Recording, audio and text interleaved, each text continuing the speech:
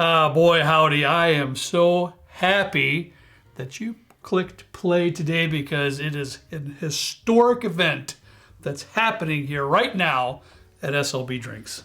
Yes, thank you for clicking play on the video. It sure does mean a lot. I wish I was out sick today for this blind. I really do. No! This is the very first Scotch blind that we have ever done on this channel. Ever. What do you think of that, dude? Huh? You're the one that brought up the idea of using our patrons. Not using, that's a bad word, but Utilizing? involving our patrons and choosing our blinds once in a while. And this is our very first. Josh, our good friend and patron, sent me this blind kit maybe even a couple months ago. I'm not even sure. It's been sitting on my desk because I absolutely wanted to do it at some point in time. But, you know, after Wednesday's show, I figured today is the day. Let's just keep on the theme of making my week more miserable than it already has been. Thank you, Josh. Thank you, Josh. I'm sort of excited, but also not, because just coming up here and organizing these in front of the camera, one smells peated. There's at least a peated Scotch. Okay, now here's the thing. Josh did mention in his messaging to me over Patreon, he's a bourbon drinker. Okay. And these were basically his top 4 most influential Scotch whiskeys that kind of started him down that Scotch journey. Okay. So these were like the most influential, the ones he liked. I'm assuming that he really liked, and it kind of got him going down that road. Okay. That's just assumption from what he said. And he also said, so hopefully it's not too bad on Trenton. Hopefully. He basically correlated it with bourbon, you know, and I know I'm reading into it because we have no idea what's in here. My wife has the key over there. There's 4 separate envelopes, and they're all sealed. And honey, are they still sealed? They are still sealed. They're still sealed, Josh. I've never opened them. This is totally off topic. We should get you in like a tight like a black suit. Put some glow sticks on you, and you could like just rave with how much Absolutely. movement you have to do that, Trent. It's important that you speak with your hands. It's important. Very important. It is. Yeah. You got to lead this thing. I'm excited for it. You got a new phone, and the vibrate sounds like a freight train's rolling through. I don't know where it is. It's on the chair right there, honey. Oh. Is it? It's loud. Yeah, it's right there on the chair, honey. I don't know. I'd be shocked if the microphone stick it under the pillow over there or something. I don't know what to tell you. I don't know much about it, to tell you the truth. It'll be fine. It's going to be like a 2-week learning curve for that phone. I'm sure I'll get many texts on how to do stuff with this new phone. You already got a couple questions when you came down the stairs. Yay. Should we get started with A, huh? Let's do it, man. Let's dive right into this. I am super excited. Really. A. I didn't know where a pen was, so I'm using this old thick boy Sharpie king size over here. Give him a pen. I've got 5 pens. And don't use that because I know every aroma note you're going to give is going to be Sharpie. So quit using the Sharpie. Hang on, let me hide Chris. It's crazy. They make ones that are bigger than this. We have. Look alive. He's gonna. All right. Yeah, put that Sharpie. Did that just bleed through 10 pages? It doesn't matter to me. I just know your nosings are going to be all about Sharpies if you keep that thing open. Maybe. Yep. Sharpie? Oh, that's beautiful. First one's nice. It's good. Yeah. Malty. It is. Quite malty. It is a little malty, Trenton, but there's definitely a toffee note in there I get. A little light fruit. But more of the toffee and malt. It smells lovely. It smells like a lightning bug. It smells rich. It smells like Trenton hot. We just started the Scotch blind, and it does. Half ruining it now. Ruining it? I'm just giving you my notes. How do you even know what a lightning bug smells like? Well, we used to catch them as a kid and put them in jars, and then we'd wonder why they died. We suffocated the poor things, but sometimes I would accidentally catch one and just smear it all over my hand, and it wow. It smells good. A little lightning buggy. It's sweet. It really smells great. It smells like red fruits, kind of. Yeah, that kind of thing. Definitely some fruits in there too.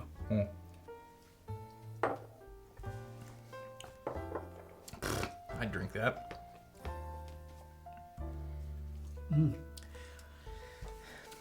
That is so good.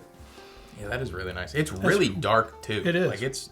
I would mistake this for a bourbon type of thing. I'm really getting a nice peanut butter note out of that too in the back end into the finish. It's somewhat chocolatey even. I get the chocolate. That malty note's kind of evolving into chocolate.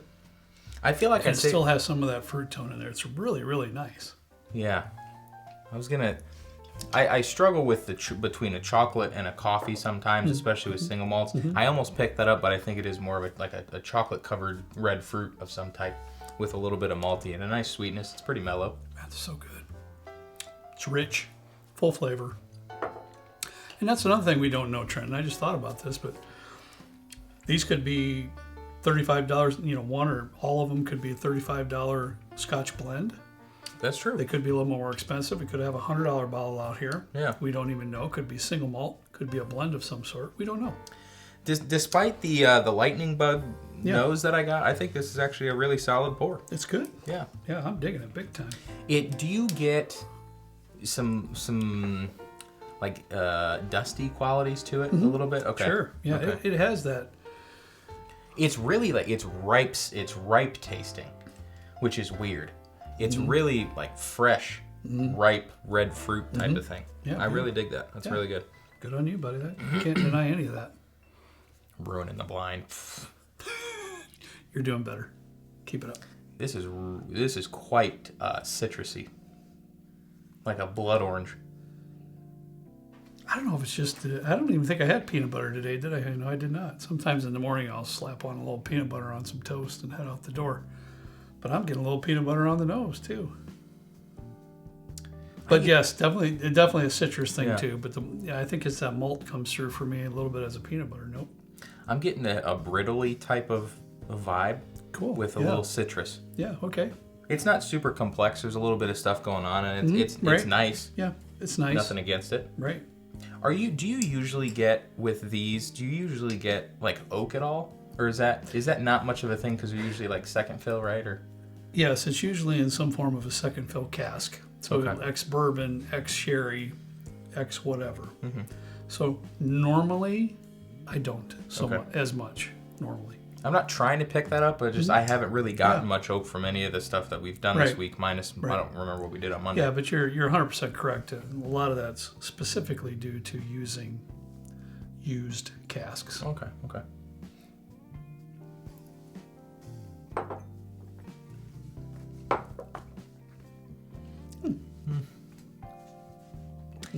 It's still good. I wouldn't say it's... I know exactly why I'm not a big fan of it. Yeah. And I think for me it's because it's more of I feel like a traditional single malt. This even seems like it might be a sherry finish type of thing just due to the color. I don't know. Or something. Something's going on there. I do pick up a little bit of a lemon note there, like a lemon zest type note. I can get that. Because it's like a little rindy. Yeah. Yeah. Yeah. And I was just going to go on to say with that lemon zest, it kind of gets a little of that pith in there too, where they get that little bit of bitterness with it. Yeah. With that. And you said rindy.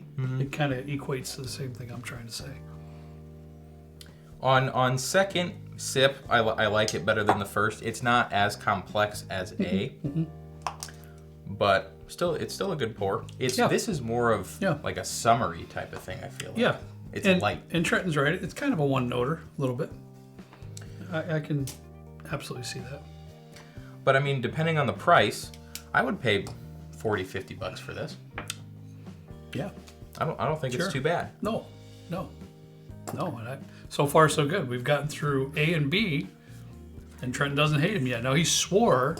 We'll see. I denied it, just so everybody's on record. He swore there was a peated one up here just by walking by in the bar. I poured them because Josh sent them in the sample just labeled 1, 2, 3, 4. So I've got A as 1, D as 4. So I poured them because there was no need. I didn't know what they were anyways. But when I poured them, I didn't smell any peat. Well, just like action. But stick the schnoz in C and tell me if it's not peated.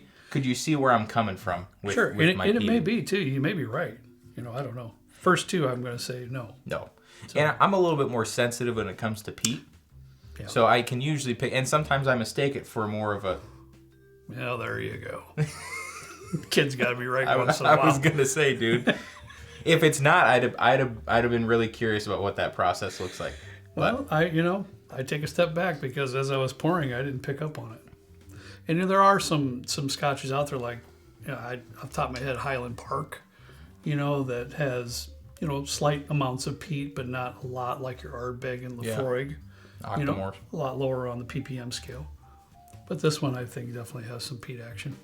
Here's where I'm at, and I'm not gonna joke about how it smells like a campfire and all this stuff, because to me it does. It does a little bit. But for me, that note is so overpowering that I really struggle to pick up much else. To go for anything else. Yeah. With this, I could see like a raisiny or a date type of thing, really faintly kind of in the background. But like mostly, it's just campfirey, grilly, barbecuey, however you might describe it. Yeah, I can understand that, but I think it's on a lesser scale than some that I have nosed before. I don't think it's just from the aromas. I'll taste it in a second, but it's from the aromas. I don't feel like it's a high ppm Scotch like an Ardbeg. I could be wrong. It doesn't seem like it to me. I've been unfortunate enough to try Octomore and a couple of Lefroigs, and this I know exactly what this reminds. I could be wrong. Because that's some pretty decent peat in there. Sure. It almost reminds me of like a grilled lemon. It's a little citrusy still. It seems a little less to me. It reminds me of a Talisker or a Bowmore. Talisker or Bowmore of something like that. Is this what it feels like when I talk about like technology and stuff? Because you're listing off all these things and I don't know what the heck you're saying. And I could be dead wrong. There's a Coil Isla too, and excuse me if I said that wrong. A Coil Isla. I've heard it several different ways. I've only had tiny sips of that one, but kind of around that level, possibly.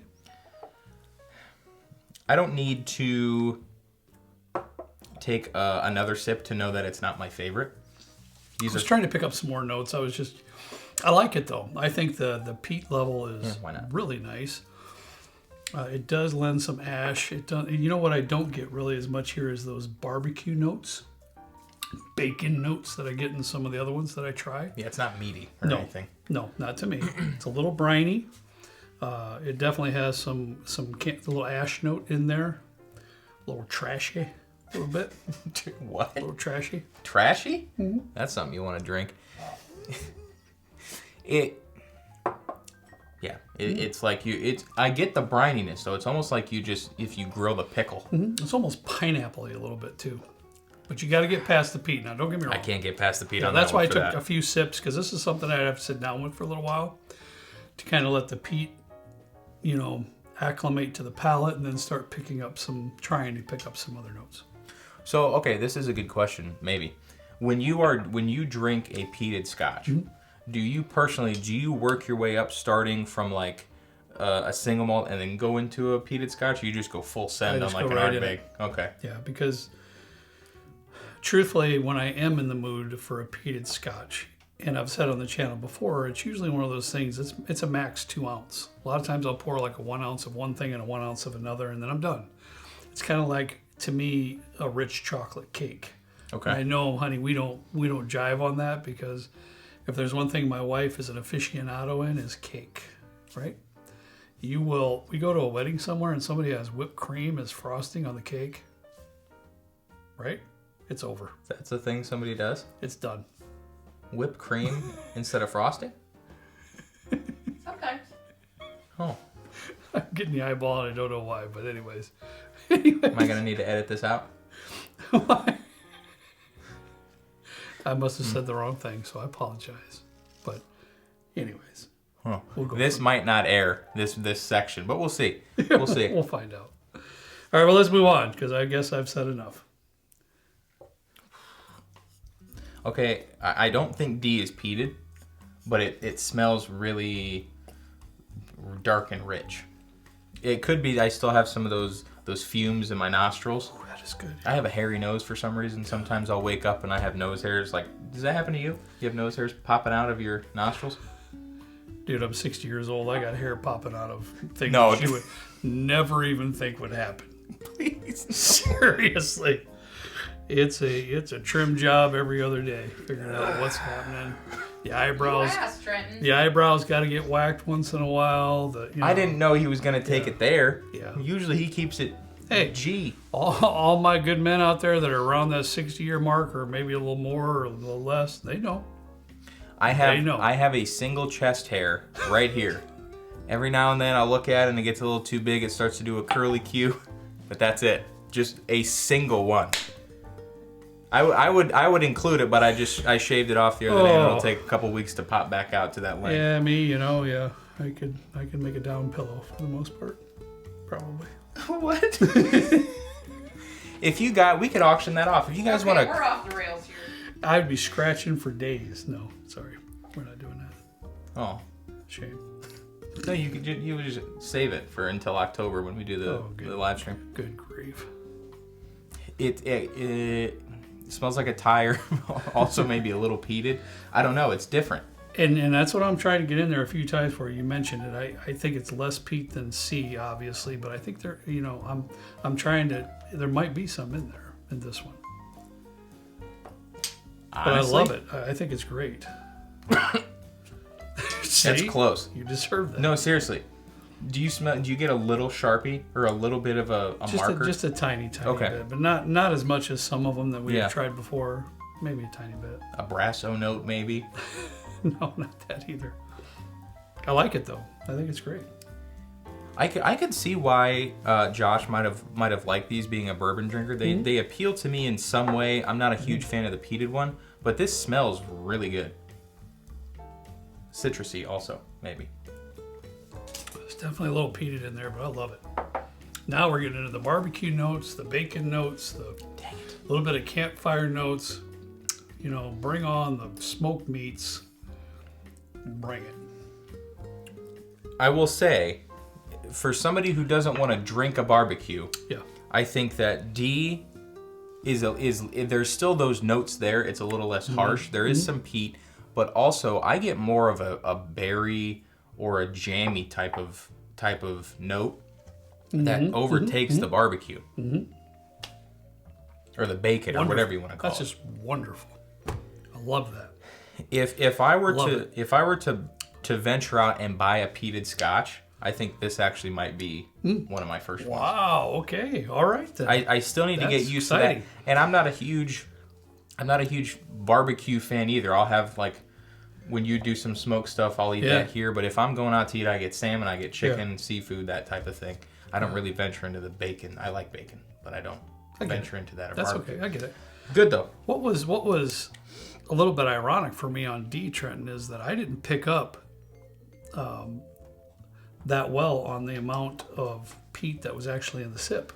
I didn't either. It's pretty strong in the sip, but not as much in the aromas. I mean, I picked it up a lot more in C.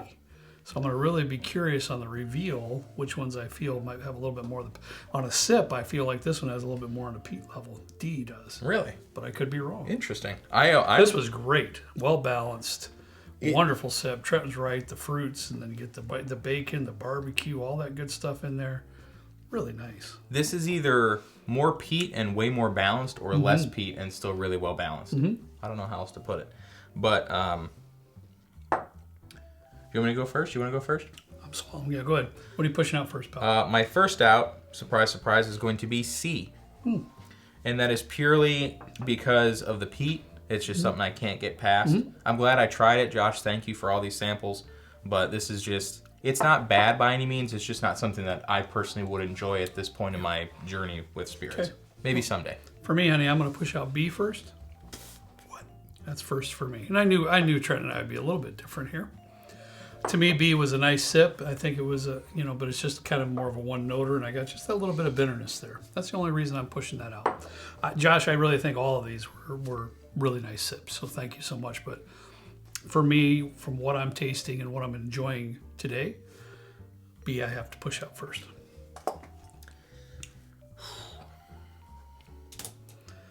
You're next. Well, I just sipped B again. I'm gonna push B out third. Okay. And I'm surprised that I'm pushing that out above a peated one, or what I think is a peated one. Sure. But it's more of a one-noter. It's really light. I could see how it would be appealing to maybe a beginner. Sure. Perfect for somebody who's into bourbon that wants to go the Scotch route. It reminds me more of like a Glenfiddich or something along those lines. Very nice though. Yeah. For me, Trenton, we're not that far away because next I'm going to push out, honey. I am going to push out C next. So, which leaves us to my two favorite sips of the day here, Trenton, A and D. Both I thought really good. So I'm going to go back to A just for a second because I really don't know. Okay. Well, really? You're kind of tossed up. It was the first sip. I was really, really enjoying D, but I also enjoyed A. So I'm going to go back to A one more time here. Yeah, surprisingly. I didn't even sip it. Smell it now. Smell those fruits coming through now. Oh, sweet Jesus. As it sits in the glass. All kinds of orchard fruits in there right now as it sits in the glass. We used to huck. When I was a kid, my sister and I, we would take crab apples off the tree and put them in a wagon and just huck them at my neighbor's house. And this is kind of what it smelled like. Yeah, you remember when you and Corey did that to my shop too? Yeah, I thought that's where you're going. I didn't even know you had a history of this. Me? I came out of the office as a shop office. It was drywall, nothing fancy, right? I've got at least a dozen crab apples smeared on the side of the building. I mean, come on. And we were like, seriously. we were pitching these at the door. They were dead. No, you were both young, but you were 40 miles an hour in that baby right into the side of the building. Did you get in trouble for that? What happened? I cleaned it off later. No, I did. I had to clean it off. You kidding me? I'm not going to leave 12 apples. Well, no, I just mean the dents. Like, it was damaged. I don't remember that, but I didn't get in trouble to answer your I should question. have brought that up. Now, this was a neighbor. Debbie?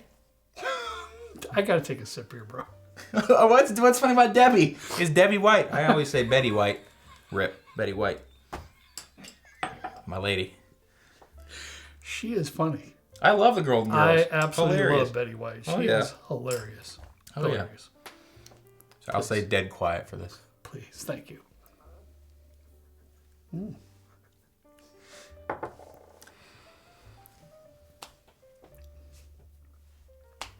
That's so good too, brother. I'm gonna have a hard time with this one. I really am. I'll let you make the decision. Well, okay. Yeah, I'll let you make the decision. I'm sure you'd be surprised by mine.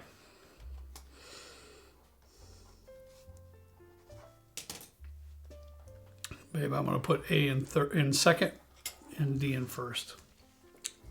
But those two are really good. I have to admit that for whatever reason, D is just really, really, really nice today. My second place is going to be D, and my first place is going to be A. And honestly, with you and your palate, yeah. I don't blame you one bit because A is a fantastic sip. Yeah. So, honey, when we reveal these, let's go with Trenton's lineup first, and then we'll kind of switch the bottles around for me. Since, this is kind of his thing, and, very first Scotch blind for both of us. But, Trenton, you've been a trooper, dude. I'm proud of you. Well, this is actually, I think, one of the, maybe the only blinds where we haven't had all bottles with us. Mm-hmm. So I'll try and get pictures of them and put them on the screen. Yeah, and I may have a bottle somewhere, but I don't have them prepared because the envelopes were not opened. Okay. Envelope number 3, which was C. And that's Trenton's last place, honey? Last place. Yep, you're right. I'll just... You're gonna here. You want to see it? Did you say Talisker? This is Talisker. Didn't you say Talisker? And which one? I did. My personal number 1 peated Scotch in my last blind fight of the whiskey, Badalite Peat. Yeah. I don't know what that means, but interesting. This is an 18-year Talisker. That's nice, man. That's Josh Talisker 18-year, very nice. And a very enjoyable sip. It seemed to me like a Talisker or Bowmore. Beautiful. Hello to you, friend. That's what you got? Right. Awesome. Number 3. Number 3, which was what? B. Is the Glenlivet 21-year. Jeez. Okay. First pour was disappointing, but I think it opened up super well. All right. So, and how much? A 21 year? Yeah. Wow. Thank you, buddy. Honestly, thank you so much. It did remind me of a Glenfiddich, which can be related to a Glenlivet. It's kind of on those same lines. Mm-hmm. But still very nice sip. Like I said, all of them were. It surprised me a little bit that it's a 21 year. Josh, man, thank you, buddy. But I didn't think it was like a normal 12-year release. I didn't think that. Okay. So, great. Fantastic. I'm trying. I'm making noise. Oh, That's yeah, all right. that's fine. You're all right. I told them envelopes are sealed, so it's just proving that they are sealed. So second was So now D. I'm really, that was second place that was is my D. first and your second. And this was Goodall. Port Charlotte. I have hardly ever tasted any Port Charlotte. I don't have one. How about that? I don't have one in my collection. I've tasted a couple samples. I've never had a bottle. I like the ABV I'm super on this. excited about this. This is 110 proof. Port Charlotte 2010 OLC 01. No clue. I don't know what that means, Josh. I'm sorry, but My second peated whiskey, but this one is quite peaty. I agree. I'm surprised because I didn't think it was that peaty. I think it was just really well balanced. Yes, it was, and thank you, Josh. Man, my gosh, I have not had the opportunity to taste much Port Charlotte at all. I don't even have a bottle in my collection, Really? so that's very exciting. Very exciting. Okay. So that was your first place. It was. And then Yeah. your second place is my first place. And the first Yeah, place, so I'm really curious to see what this is too. Trenton's number 1. number 1, Glenallachie 2010 Oloroso Puncheon Single Cask 12-year 56.6 proof ABV originally, but I found adding water was best, so your sample's about 50% ABV. This does not surprise me in the slightest. I love the sip as well. Port Charlotte blew me away. I love Glenallachie, but Trenton drains my Glenallachie 12 every time he comes. Not every time. But you're the one that's primarily responsible for giving me about this much left in the bottom of the bottle right now. So that does not surprise me one bit that that's your first place, a Glenallachie product. No, not at all. And Wonderful. truth be told, I've heard of some of these brands, but just hearing the name, apart from Glenallachie, which is the 12-year that I have a little experience with, I didn't know nothing about. Yep. Given the fact that this is a 21-18 Port Charlotte 2010, so like I don't know much about that or the Glenallachie, but Josh, thank you very much. Yeah, very generous. This is very generous. Very generous and very kind of you, buddy. Thank you. Cool to do too. I mean, I absolutely loved this blind. I really did. I had a great time. Port Charlotte blew me away, or else Glenallachie would have took my first place. But all of them were fantastic sips. and I think honestly, any one of these would be good for a beginner to try.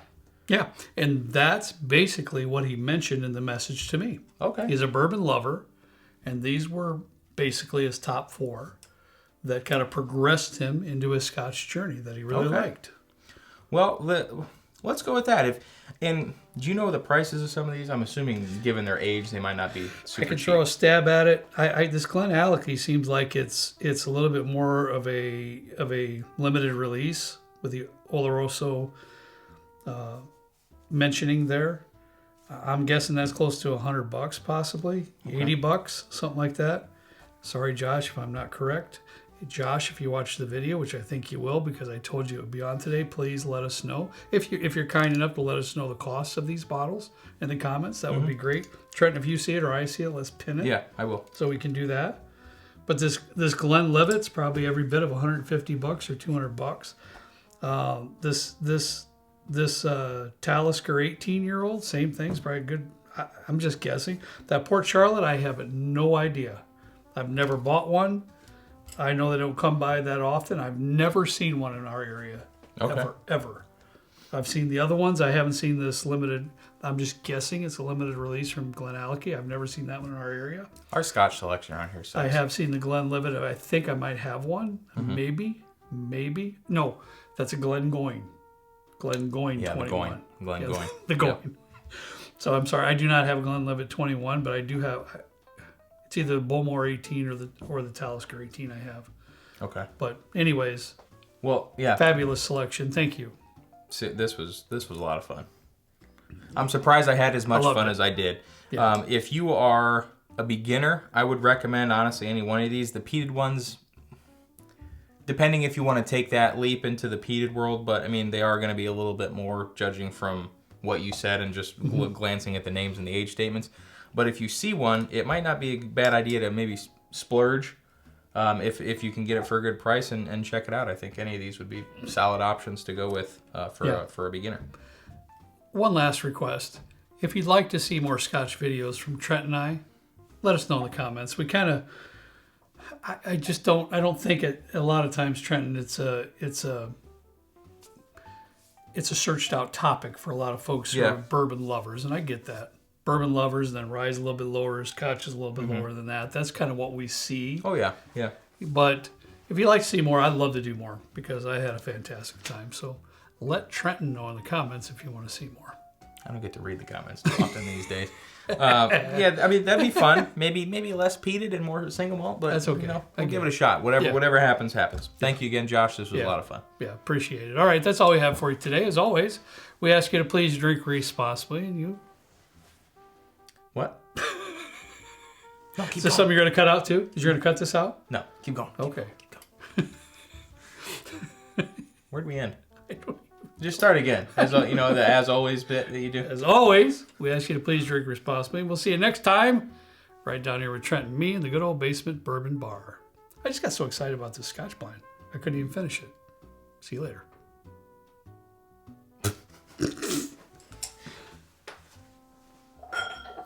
They're gonna say I'm lit.